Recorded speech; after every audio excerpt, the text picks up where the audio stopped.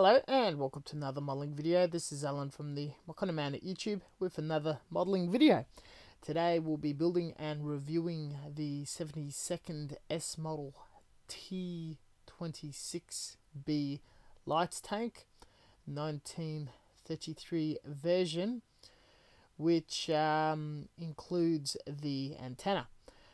The model contains two tanks as per all of my other reviews. A lovely bit of photo etch which I have not touched. Extremely clear instructions.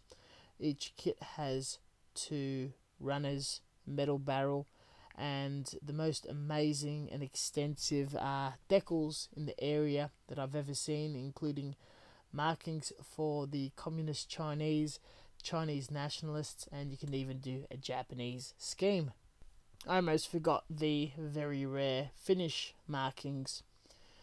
Straight off the bat went for the hard bits, the turret. Everything snapped together quite nicely, no gaps, excellent glue job.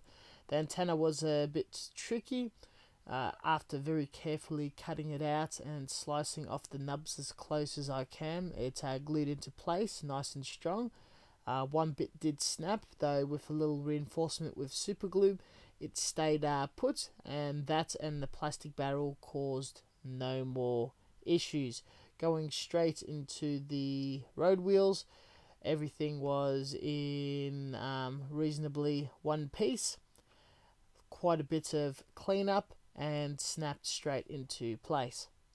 After all that, everything started just falling into place. The two halves of the chassis came together, the sides of the road wheels and tracks, small details.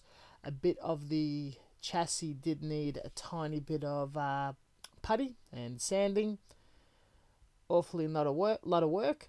Loved all the bits of details being removable, such as the hammers and picks and whatnot, so you can model them being on or off. Very, very versatile, very modifiable, and just came to a completely finished look with two of these in the box. The second one can have the antenna removed, and it can be a little bit modified to resemble a tank from another country or conflict. Once finished and cleaned up, straight onto the turntable, and I sprayed the whole surface with Gaia Note Tank Rust Orange, and then went for quite a dark pre-shade of black in lacquer.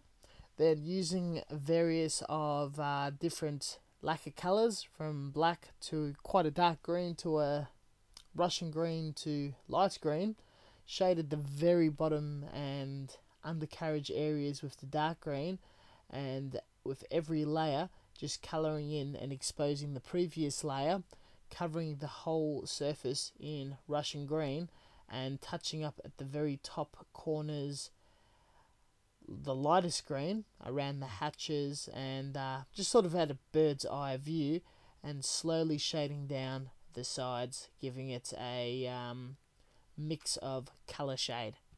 Digging around for lacquers and acrylic. Some hand painting was done. The tools on the side, your hatchets, your shovels, your tank tracks, all in appropriate colours via research, as well as the lenses for the torches and whatnot. Dusting a bit of dirt and mud paint on the underguards around the tracks and areas that mud's likely to kick up. A couple of different tones of lacquer browns. A very thin coat of acrylic gloss was applied, with the application of the Chinese nationalist decals from pre-Second World War. These tanks were most likely fighting against the Japanese. A clear matte coat, to me, was applied. A bit of inking, a bit of weathering pigments by MIG was applied with the setting agents, and that pretty much finished the complete look, or weathered outside unkept look of the kit.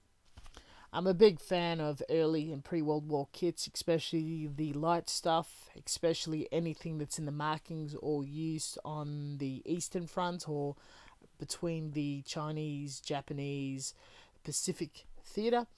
Really enjoyed this project. Love the diversity of decals and the choice of a metal barrel.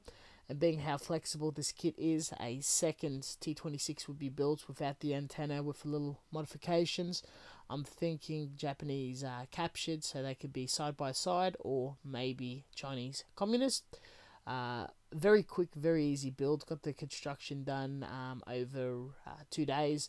The antenna and the small detail was a bit tricky. Everything else fell into place. Painting it in Russian green was an ease. So adding shading, adding all that weathering, the decals, everything was a lot of fun. I think I did an okay job with it. The weathering doesn't look too unrealistic. It looks interesting. It's kind of fun. Would enter it in a competition. I have an absolute blast with these S model kits. The subjects, the detail, how quick they are makes them one of my most favourite manufacturing of small scale armour. It's just, I definitely, from my point of view, this model comes very highly recommended. There's another T-26 kit. Originally I wasn't going to buy it, but looking at the chassis is a bit different. It's a complete different build and variant. I may buy it in the future, but I'll see what I can do as another version. It's a highly used and very popular tank at its time. It performed very well, but did become obsolete and hung around during the Second World War for multiple roles later on. All in all, thank you very much for watching, and as always, until next time, make sure to check out my other S model and 72nd small scale armor, as well as everything else on the channel, including the Gundam model builds and tutorials and product reviews. Catch you guys later.